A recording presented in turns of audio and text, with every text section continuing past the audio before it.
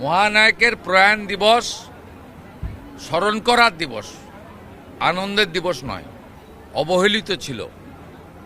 ওনাকে যেখানে ওনার শেষকৃত্য সম্পন্ন হয়েছে সেখানে উনি অবহেলিত ছিলেন।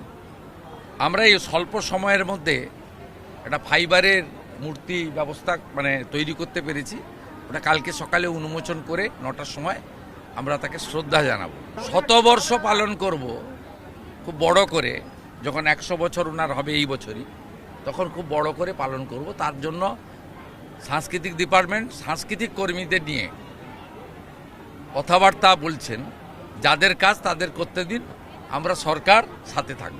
প্রধানমন্ত্রীর বক্তব্যই আমাদের সকলের বক্তব্য। আমরা আলাদা করে এই সম্পর্কে কোনো বক্তব্য রাখতে চাই না।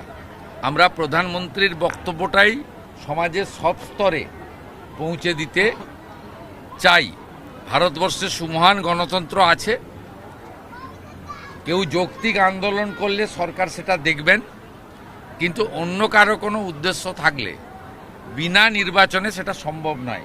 গণতান্ত্রিক মিছিল মিটিং করলে অসুবিধা নেই, কিন্তু হোস্টেল থেকে জোর করে ছাত্রছাত্রীদের বের করলে, গত পরশুদিন যাদবপুরে হয়েছে, আমাকে হোস্টেলের স্টুডেন্টরা বলেছে যে আমরা যেতে চাইনি, আমাদেরকে বাধ্য করিয়েছে। আমি আজকে ভিসিকে বলেছি, যাদবপুরের ভিসির সঙ্গে আমার ফোনে কথা হয়েছে, যে দেশ গণতান্ত্রিক দেশ, বাক স্বাধীনতা আছে, কিন্তু হোস্টেলের ছেলেদের জোর করে এসব করা যাবে না। আর মিছিল মিটিং তো আমরা অ্যালাউড। পঞ্চায়েতের ক্ষেত্রে সচিব, পৌরসভার ক্ষেত্রে চিফ এক্সিকিউটিভ অফিসার, কর্পোরেশনের ক্ষেত্রে কমিশনাররাই বার্থ এবং ডেথ সার্টিফিকেট বা রেজিস্ট্রেশন করবেন। ভারতবর্ষের কোনো রাজ্যে ছিল না। এটা জ্যোতিবাবুর সময় সিপিএম করে গেছিল সর্বস্তরে রাজনীতিকরণ করার জন্য।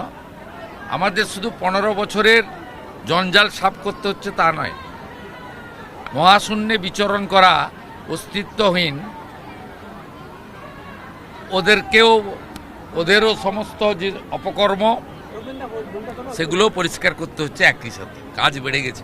এসআইআর এর সময় যেভাবে অবৈধ জন্ম সার্টিফিকেট দেওয়া হয়েছে, আইপ্যাকের একটা বড় কনস্পিরেসি ছিল।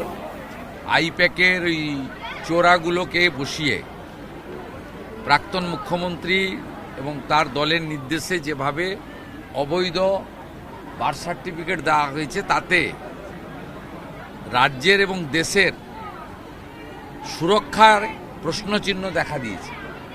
তাই আমরা এটাকে ক্র্যাকডাউন করার জন্য যত রেকর্ড ছিল সিজ করলাম আজকে, এবং সিজ করার পরে পুলিশের পক্ষ থেকে যথাবিহিত ব্যবস্থা গ্রহণ করে স্ক্যান করে সিল করে আবার ফিরিয়ে দেওয়া হবে। কিন্তু আজকের পরে ওখানে আর কোনো কলম, কালি কিছু লাগানোর সুযোগ থাকবে না। এটা একটা বড় স্ক্যাম। আমরা শরণার্থীদের নামে যাদের সার্টিফিকেট ইস্যু হয়েছে, যারা সিএতে পারমিসেবল, তাদের কিচ্ছু করব না। যে অবৈধ অনুপ্রবেশকারীদেরকে সার্টিফিকেট দেওয়া হয়েছে তাদেরকে তাড়াবো। আর তাদের যারা সার্টিফিকেট দিয়েছে তাদের প্রথমে ডিপার্টমেন্টাল প্রসিডিংস হবে, সাসপেন্ড হবে এবং জেলে যাবে।